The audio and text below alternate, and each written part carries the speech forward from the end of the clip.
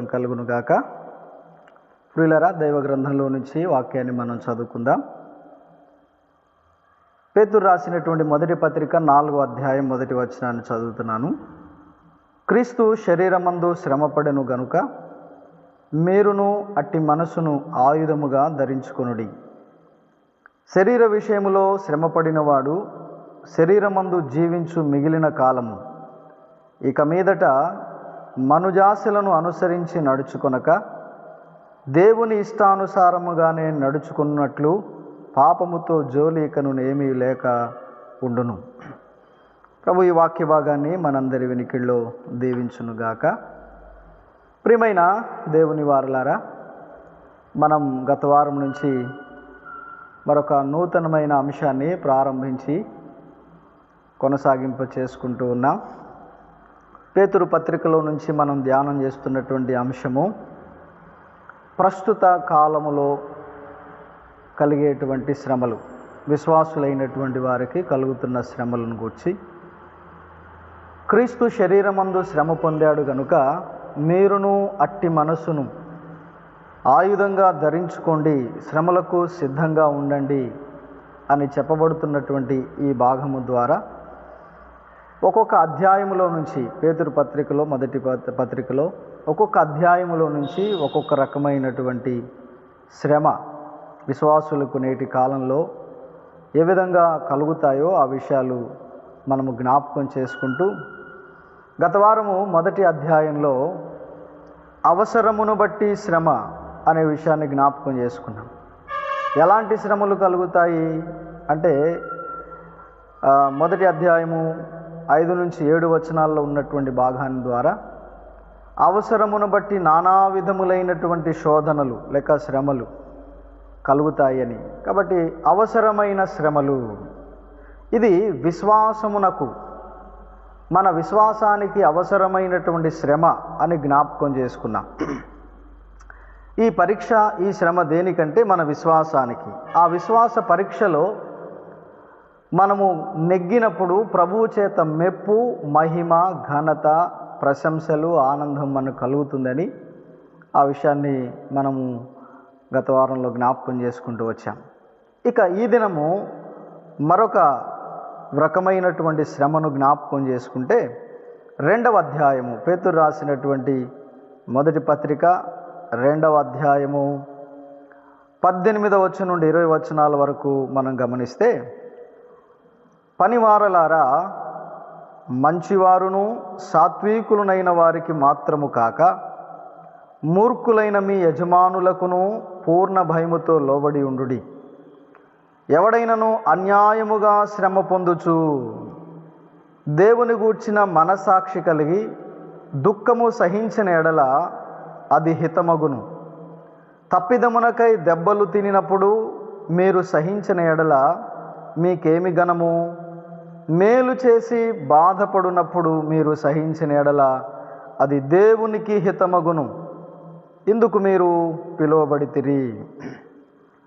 ఈ వచనంలో పేతురు జ్ఞాపకం చేస్తున్నటువంటి విషయం ఏమంటే, సర్వసాధారణంగా పై అధికారులు, మనము ఈ అధికారపు వ్యవస్థను జ్ఞాపకం చేసుకుంటున్నప్పుడు దేవుడే సర్వాధికారి. ఈ లోకంలో ఉన్నటువంటి అధికారాలన్నీ తాత్కాలికమైనవి. అలాగే తమ పైన మరొక అధికారం ఉంది కాబట్టి పరిమితి కలిగినటువంటి అధికారాలు.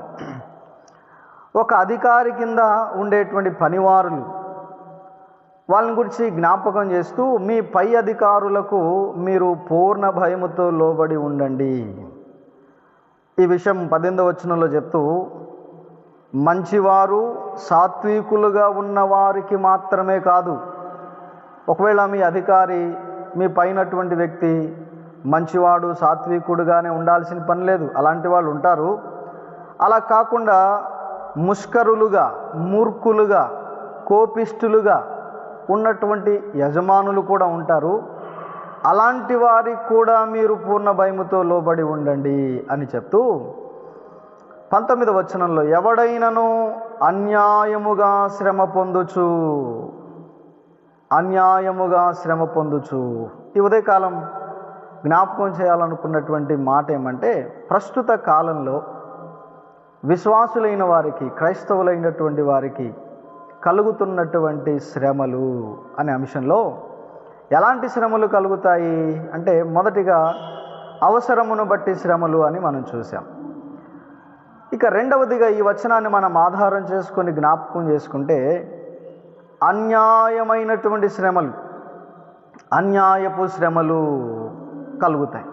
అన్యాయం అంటే ఏ తప్పు లేకపోయినా, మనలో పొరపాటు లేకపోయినా, తప్పిదము లేకపోయినా కలిగే శ్రమలు. ఇక్కడ చెప్పాడు కదా 20వ వచనం, తప్పిదమునకై దెబ్బలు తినినప్పుడు మీరు సహించిన ఎడల మీకేమి ఘనము, మేలు చేసి బాధపడినప్పుడు మీరు సహించిన ఎడల అది దేవునికి హితము. ఎందుకు మీరు పిలువబడితిరి? అందుకోసమే మనము పిలువబడ్డాం. దేనికి అంటే అన్యాయమైనటువంటి శ్రమలు పొందడానికి, అన్యాయపు శ్రమలు పొందడానికి. మన ప్రభు అయిన యేసుక్రీస్తు వారిని గురించి కూడా మనం ధ్యానం చేస్తున్నప్పుడు మనకు కనబడే విషయాలు. ఆయన అన్యాయముగా శ్రమ పెట్టబడి అన్యాయమైన తీర్పు పొందుకున్నాడు కదా, అన్యాయపు తీర్పు ఆయనకు తీర్చబడింది అని. అవును, ఆయన శ్రమ పొందాడు గనుక మనమును కదా అట్టి మనసును ఆయుధముగా ధరించుకోవాలి అని పేతురు జ్ఞాపకం చేస్తున్నాడు. ఆయన జీవితంలో కలిగినటువంటి శ్రమలు మన జీవితాల్లో కూడా కలుగుతాయి. అయినా ప్రభు మనకు చెప్పాడు, మీరు ధైర్యంగా ఉండండి అని. మన విశ్వాసానికి అవసరమైన పరీక్షలు మనకు కలుగుతాయి. అంతేకాదు, కొన్ని సందర్భాల్లో అన్యాయపు శ్రమలు కూడా మనల్ని వెంబడిస్తాయి. సరే, ఇంతకు ఈ అన్యాయపు శ్రమ దేనికి కలుగుతుంది? అన్యాయపు శ్రమలు దేనికంటే, మంచి ప్రవర్తన, మంచి క్రియలు చేసినందుకు కలిగే శ్రమలే అన్యాయపు శ్రమలు కదా. అన్యాయంగా, ఉచితార్థంగా, పాపం ఏ పాపం తెలియదు వానికి మీద ఈ నేరం మోపారు అంటుంటారే, అదనమాట అన్యాయపు శ్రమ. అంటే ఇది తగదు. సెలువులో వేలాడుతున్నటువంటి దొంగలలో ఒకడు ఆయన వైపు చూస్తున్నాడు కదా, ఇది మనకు తగినదే కానీ ఈయనకు తగినది కాదు, ఇది అన్యాయం, ఇది అన్యాయం. ఈ శ్రమ మనకు తగినదే, ఈ పరిస్థితి మనకు తగినదే కానీ ఇది ఆయనకు తగదు. అరే, అన్యాయంగా ఆయన్ని సిలువ వేశారే అని అన్నాడు. అవును, అలాగైతే దేవుని పిల్లలుగా ఈ లోకములో మనకు అన్యాయపు శ్రమలు కలుగుతాయి. జాగ్రత్తగా గమనిద్దాం, అన్యాయపు శ్రమలు. ఈ అన్యాయపు శ్రమలు దేని కొరకు? అవసరాన్ని బట్టి శ్రమలేమో విశ్వాసానికి కలుగుతాయి. విశ్వాసానికి శ్రమలు అవసరం, అదే పరీక్ష అవసరం.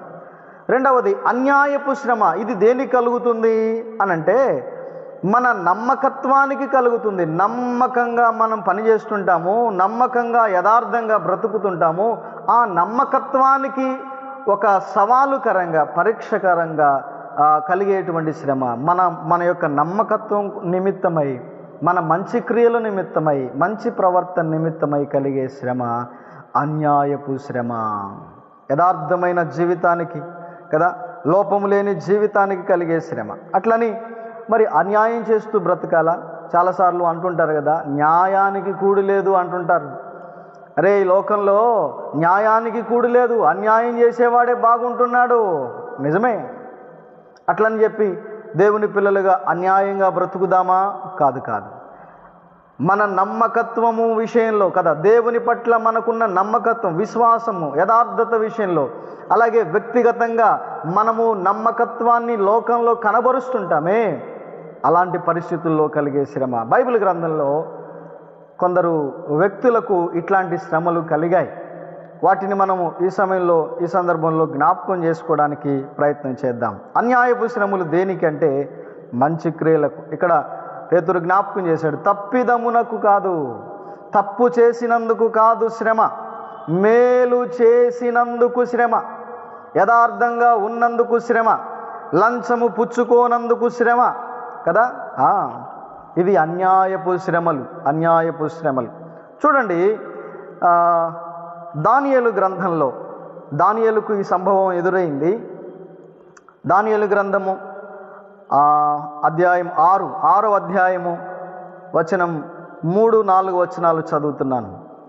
ఈ దానియేలు అతి శ్రేష్టమైన బుద్ధి గలవాడై ప్రధానులలోనూ అధిపతులలోనూ ప్రఖ్యాతి నొంది ఉండెను గనుక రాజ్యమంతటి మీద అతని నియమింపవలనని రాజు ఉద్దేశించెను. అందుకు ఆ ప్రధానులు అధిపతులను రాజ్యపాలన విషయంలో దానియేలు మీద ఏదైనా ఒక నింద మోపవలనని ఉండి తగిన హేతువు కనిపెట్టుచుండిరి. గాని దానియేలు నమ్మకస్తుడై ఏ నేరమైనను ఏ తప్పైనను చేయువాడు కాడు గనుక దానియేలులో తప్పైనను లోపమైనను కనుగొనలేకపోయిరి. ఈ సందర్భము, ఈ సంగతులు మనకు తెలుసు.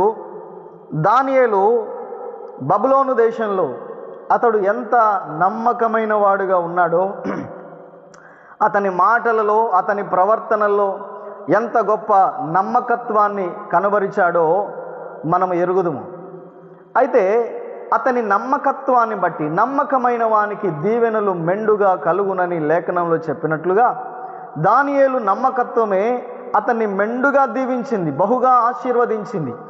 ఆ బబులోను దేశంలో దేశమంతటి మీద, రాజ్యమంతటి మీద కూడా ప్రధాన అధికారిగా దానియేలు నియమించబడ్డాడు. ఆ సంగతిని చూచి కదా తోటి అధికారులు, తోటి వారు అతని మీద అసూయపడ్డారు. ఎట్లయినా సరే ఇతడు అన్యాయం చేశాడు, లేకపోతే ఇతడు మంచివాడు కాడు అని నిరూపించి ఆ స్థానము నుంచి దానియేలును తొలగించాలి అని చేసినటువంటి ప్రయత్నాలు ఇక్కడ మనం చూస్తాం కదా. ఒకసారి పై వచనంలో మనం చూస్తే 2వ వచనం లేక 1 నుంచి, తన రాజ్యమంతటి పైన అధికారులుగా ఉండుటకై 120 మంది అధిపతులను నియమించుటకు దర్యావేషుకు ఇష్టమాయను. వారిపైన 3 ప్రధానులుగా నియమించెను. ఆ 3 దానియేలు ముఖ్యుడు. రాజునకు నష్టము కలుగకుండునట్లు ఆ అధిపతులు తప్పకుండా వీరికి లెక్కలు అప్పజెప్పవలనని ఆజ్ఞ ఇచ్చెను. ఈ దానియేలు అతి శ్రేష్టమైన బుద్ధి గలవాడు కాబట్టి ఆ ప్రధానులు దానియేలు మీద నింద మోపాలని చూస్తూ ఉన్నారు. చూడండి, ఇక్కడ దానియేలు యొక్క ఉద్యోగం, దానియేలుతో పాటు మరికొందరు ఉన్నారు కదా, మొత్తం 3 ప్రధానులుగా, దానియేలుతో పాటు ఇంకొక 2 ఉన్నారు. వీళ్ళ బాధ్యత ఏమంటే రాజుకు, రాజ్యానికి, రాజు ధనాగారానికి ఏ విధమైన నష్టం వాటిల్లకుండగా చక్కగా లెక్కలు అప్పజెప్పాలి. మరి దానియేలేమో బుద్ధిమంతుడు, నమ్మకస్తుడు, యథార్థవంతుడు కాబట్టి లెక్కలు తప్పు లేకుండా రాస్తాడు. రాజుకు నష్టం కలగకుండా అప్పజెప్పేవాడు. మిగతా 2 దుర్మార్గులు కాబట్టి, దోచుకునేవారు కాబట్టి, తప్పుడు లెక్కలు చూపించేవాళ్ళు కాబట్టి ఇప్పుడు దానియేలు విషయంలో వాళ్లకు కష్టమైపోయింది, ఇబ్బంది అయిపోయింది. ఈ దానియేలును లేకుండా చేస్తే, ఈ దానియేలును ఇక్కడి నుంచి లేకుండా చేస్తే మనకు ఇక అడ్డేముండదు అని చెప్పి అన్యాయంగా దానియేలు మీద నేరం మోపడానికి, నింద మోపడానికి, శ్రమ పెట్టడానికి ప్రయత్నం చేస్తున్నారు.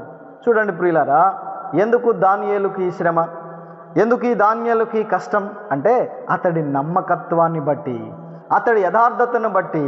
ఈ రోజుల్లో కూడా దేవుని పిల్లలమైనటువంటి మనకు, విశ్వాసులమైనటువంటి మనకు, సేవకులమైనటువంటి మనకు, పెద్దలకు కదా, క్రైస్తవ సమాజానికి ఎందుకు శ్రమ అంటే వారి నమ్మకత్వమును బట్టి వారికి కలుగుతున్న శ్రమ. ఇది అన్యాయంగా నేడు క్రైస్తవులను అన్యాయంగా శ్రమ పెడుతున్నారే, అన్యాయంగా వాళ్ళ మీద నేరాలు మోపుతున్నారే. అవును, ఇది మన నమ్మకత్వానికి కలుగుతున్నటువంటి పరీక్ష. ఒకసారి ఒక భక్తుడిలాగా ప్రార్థన చేశాడు.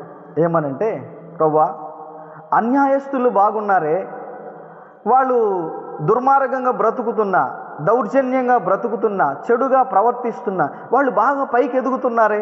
నేను యథార్థంగా భక్తి చేస్తుంటే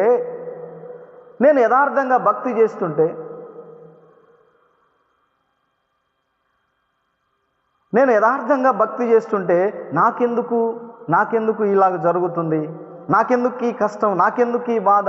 నేను కొన్నిసార్లు పస్తులు ఉండాల్సి వస్తుంది, అన్యాయంగా బ్రతికే వాళ్ళు బాగున్నారే అని ప్రార్థన చేస్తాడు. ప్రభు అప్పుడు ఇప్పుడు వారి పరిస్థితి బాగానే ఉంది కానీ వారి అంతాన్ని ఒకసారి చూడు, వారి ముగింపు ఎట్లా ఉంటుందో చూడు అని ప్రభు ఆ వ్యక్తికి అతని ముగింపును, అంటే అన్యాయంగా దుర్మార్గంగా బ్రతికే వాళ్ళు, భక్తిహీనంగా బ్రతికే వాళ్ళ బ్రతుకుల యొక్క అంతాన్ని చూపిస్తే అప్పుడు ప్రాధేయపడ్డాడు, పశ్చాత్తాపడ్డాడు, ప్రభువా నన్ను క్షమించయ్యా అని ప్రాధేయపడినటువంటి పరిస్థితి. వారు నాశనమునకు జోగాడుతున్నారు, నాశనపు అంచులో ఉన్నారు కదా, గుంటలో పడిపోవడానికి వారు జోగాడుతున్న ప్రజలుగా ఉన్నారు. ఈ స్థితి నీకు కావాలా అంటే వద్దు ప్రభువా అని పశ్చాత్తాపడిన అనుభవం కదా. అవును, కాబట్టి అన్యాయంగా మనకు శ్రమలు కలుగుతాయి, ఎందుకంటే మన నమ్మకత్వం, మన యథార్థతను బట్టి కలుగుతాయి. అంత మాత్రం చేత మనం భక్తిని, విశ్వాసాన్ని, నమ్మకాన్ని, యథార్థతను విడిచిపెట్టకూడదు. యోబు భార్య అంది కదా, ఏమయ్యా ఆస్తి పోయింది, పిల్లలు పోయింది, ఆరోగ్యం పోయింది, ఇంకా నీవు భక్తి విశ్వాసం యథార్థత నమ్మకత్వం అంటావేంటి? ఒకసారి దేవుడు నాకు అన్యాయం చేశాడని ఒక్క మాట అంటే చాలు కదా, ఈ పేడ విరగడైపోద్ది అన్నది. కానీ అతడు నోటి మాట వలన కూడా అన్యాయంగా మాట్లాడలేదు కదా. మనకిది న్యాయమే అన్నాడు. దేవుని వలన కేవలం మేలు అనుభవించడమేనా, శ్రమ అనుభవించట తగదా అన్నాడు. అవును, నిజానికి ఈ శ్రమలు ఎవరికి కలుగుతాయంటే యథార్థవంతులకే కదా, నమ్మకస్తులకే, నమ్మకమైన విశ్వాసులకే. నేడు క్రైస్తవులని చెప్పబడేవాళ్ళు, విశ్వాసులని చెప్పబడే వాళ్ళలో కూడా నమ్మకంగా, న్యాయంగా పనిచేసేవాళ్ళు లేరండి. అందరూ నమ్మకస్తులుగా లేరు. అపనమ్మకస్తులైనటువంటి విశ్వాసులు ఉన్నారు సుమా, వాళ్ళు బాగానే ఉంటారు కదా, వాళ్ళకే ఇబ్బందులు ఉండవు.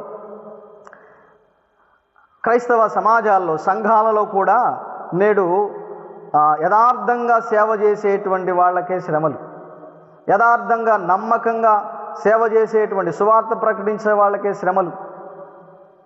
కొంతమంది వాక్యానికి విరుద్ధంగా అక్రమంగా ప్రవర్తించే వాళ్ళు ఉంటారే కదా, వాళ్ళు పెద్ద పెద్ద సభలు పెట్టిన వాళ్ళ జోలికి ఎవరు బోరు.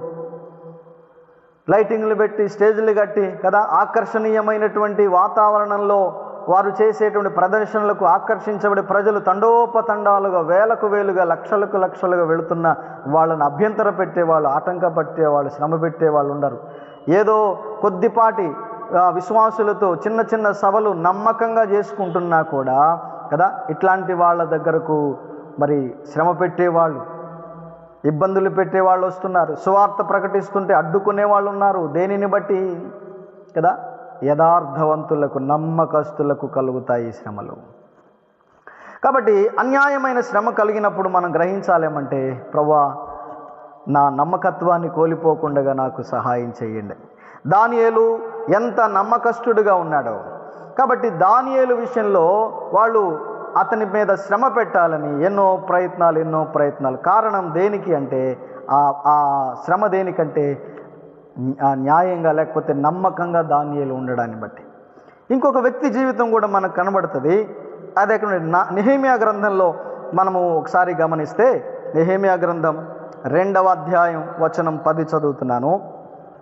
హోరోనీయుడైన సన్బలటును, అమ్మోనీయుడైన టోబియా అను దాసుడును ఇశ్రాయేలీలకు క్షేమము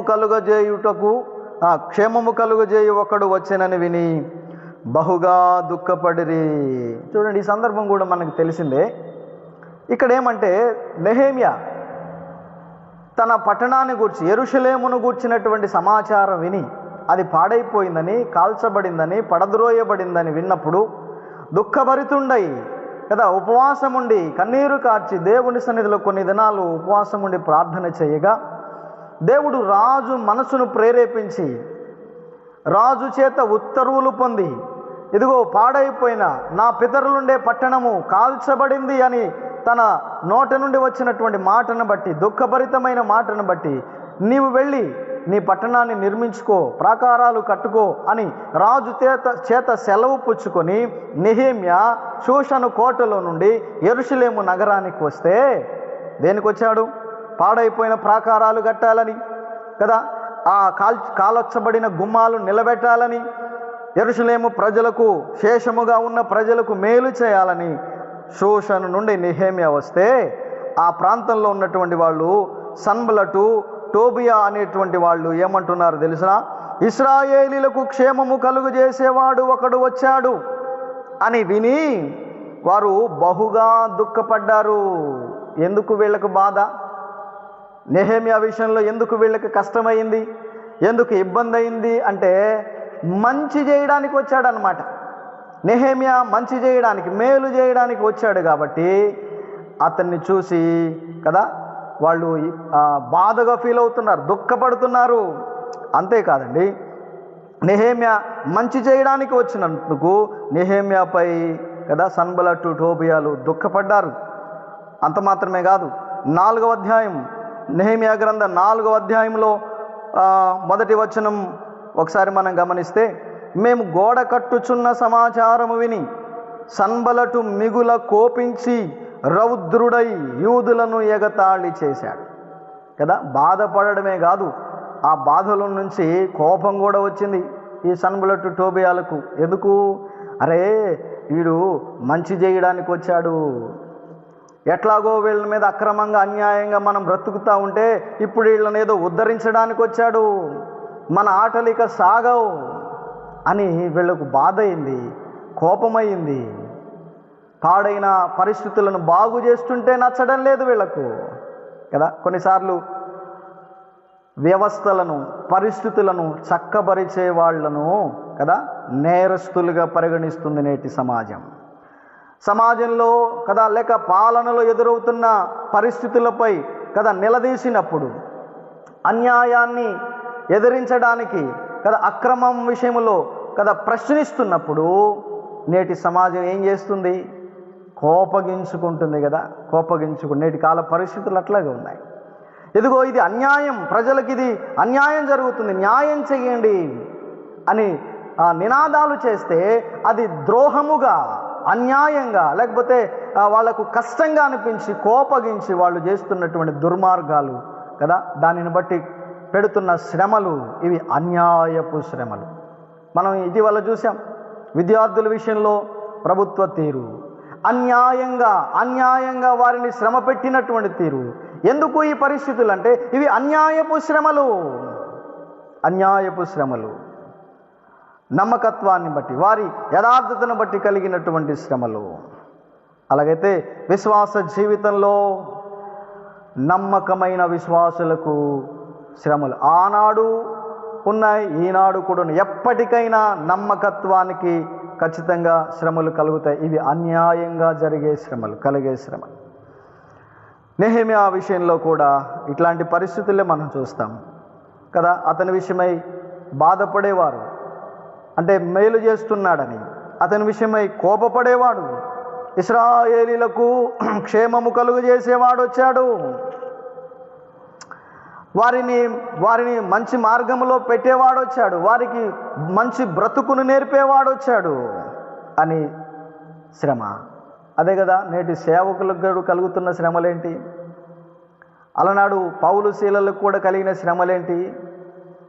వారు అనేక పట్టణాల్లో కదా, ప్రాంతాల్లో సువార్త ప్రకటిస్తున్నప్పుడు అనేక మంది ప్రజలు వారి వైపు మళ్ళుతూ వారి పాత జీవితాలు మార్చుకుంటూ కదా, వారి విగ్రహ సంబంధమైన జీవితాలు మార్చుకుంటూ జీవం గల దేవుని వైపు తిరిగినప్పుడు జనుల ప్రవర్తన, అంటే జనుల మార్పును చూసి ఆనాటి పరిస్థితులు కదా, ఆనాడు ప్రజలు ఏం చేశారు?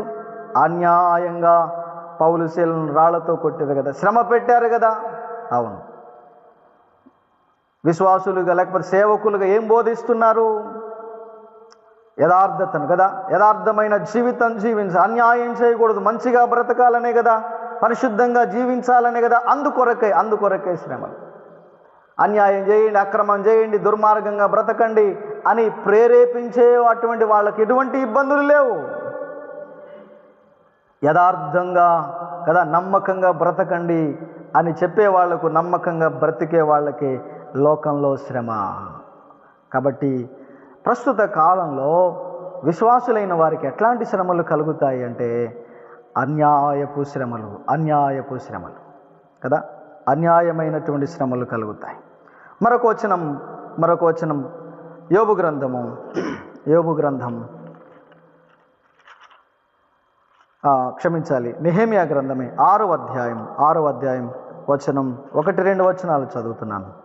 నేను ఇంకను గుమ్మములకు తలుపులు నిలుపక ముందుగా దానిలో బీటలు లేకుండా సంపూర్ణంగా గోడను కట్టి ఉండగా సన్బలటు టోబియాలు ఇంకొకడు చేరాడు వీళ్ళతో పాటు అరవీయుడైన గెషెమును మా శత్రువులలో మిగిలిన వారు విని సన్బలటును గెషెమును నాకు ఏదో హాని చేయుటకు ఆలోచించి ఓరో మైదానముందున గ్రామములో ఒక దాని దగ్గరకు మనం కలుసుకుందాము రండిని నా యొద్దకు వర్తమానము పంపిరి. చూడండి, అన్యాయం చేయడానికి కదా ఒకరికొకరు తోడవుతున్నారు.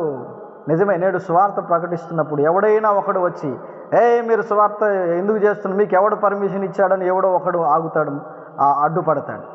మనం ఎంతమంది అయినా ఉండొచ్చు గాక, ఒకడే మనల్ని నిలేస్తాడు. కానీ కొద్దిసేపటికి ఏమవుతుంది, వాడిని సపోర్ట్ చేసేవాళ్ళు కదా 10ల సంఖ్యలో లేక 100ల సంఖ్యలో పోగవుతారు. అన్యాయస్తులకు కదా అన్యాయంగా శ్రమ పెట్టే వాళ్ళ వెంట ఎంతోమంది నిలబడతారు. కానీ మన పక్షాన్ని నిలబడి వాళ్ళ పని ఏదో వాళ్ళు చేసుకుంటారు, వాళ్ళు ఏదో చెప్పి వెళ్ళిపోతారు. వాళ్ళతో ఎందుకు రాని కదా వాళ్ళను సముదాయించి లేకపోతే అడ్డుపడి పంపించే వాళ్ళు ఎవరు కనబడరు. కాబట్టి అన్యాయపు శ్రమలు నమ్మకత్వాన్ని బట్టి నేడు విశ్వాసులకు ఈ లోకంలో కలుగుతున్న శ్రమలు. ఇంకొక మాటను కూడా మనం జ్ఞాపకం చేసుకుంటే 19వ వచనం, వారు నా ఎదుట అతని గుణాతిశయములను గూర్చి మాట్లాడుచు వచ్చిరి, నేను చెప్పిన మాటలు అతనికి తెలియజేసిరి, నన్ను భయపెట్టుటకే టోబియా పత్రికలు పంపాను.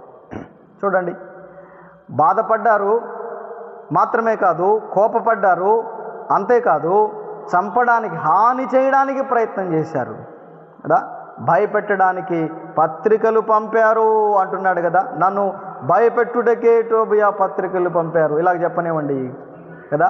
కేసులు పెట్టారు నెహెమియా మీద, రాజుకు వర్తమానం పంపాడు, రాజద్రోహం చేస్తున్నాడు, దేశద్రోహిగా ఇదిగో ఇక్కడికి వచ్చి రాజుకు వ్యతిరేకంగా చేస్తున్నాడు, ప్రజలను పురుకొల్పుతున్నాడు అనేటువంటి అన్యాయంగా కేసులు పెట్టారు.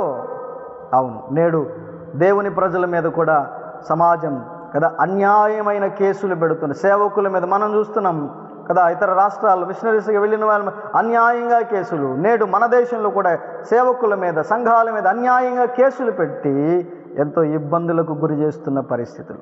కాబట్టి ప్రస్తుత కాలంలో అన్యాయపు శ్రమలు నమ్మకస్తులైన వారికి కలుగుతాయి.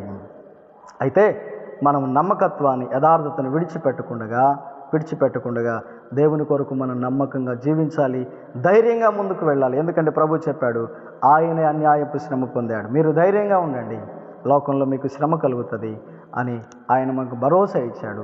ఆయనను బట్టి, ప్రభువును బట్టి మనం ముందుకు కొనసాగుదాము. ప్రభు ఈ తలంపులు మన వినికిడిలో దీవించునుగాక. ఆమేన్. థ్యాంక్ యూ అన్న. ఈ వీడియో మీకు నచ్చినట్లయితే లైక్ చేయండి మరియు షేర్ చేయండి. సబ్స్క్రైబ్ చేయడం మాత్రం మర్చిపోకండి. సబ్స్క్రైబ్ బటన్ పక్కనే ఉన్నటువంటి గంట సింబల్ కూడా మీరు నొక్కండి. అప్పుడు మాత్రమే మేము అప్లోడ్ చేసే ప్రతి కొత్త వీడియో నోటిఫికేషన్ ద్వారా మీకు అందుతుంది. Thank you for watching.